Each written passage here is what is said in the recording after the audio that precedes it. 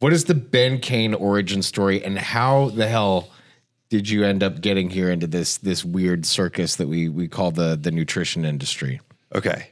I'm going to try to put this quickly, but also give the details. So I was a marching band nerd in high school. We've talked about this. Yeah. I took marching band really far. Like I marched in college for Rutgers, and then I did something called drum and bugle corps after college.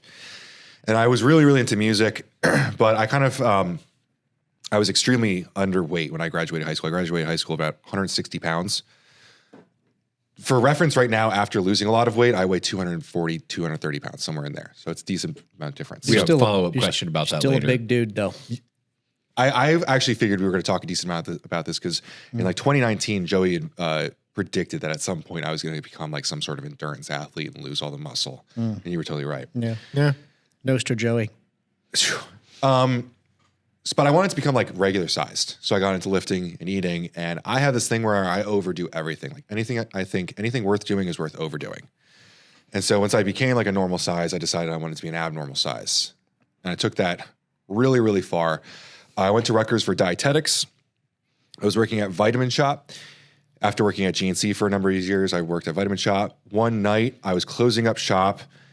You're supposed to lock the doors at a certain hour. There was a guy that had come in, and he seemed kind of interesting. So I locked the door and was like, "Hey, I'm closing, but whatever, I'll help you out if you want to look at anything." And he walked up to the front counter and asked me what the worst product in the store was.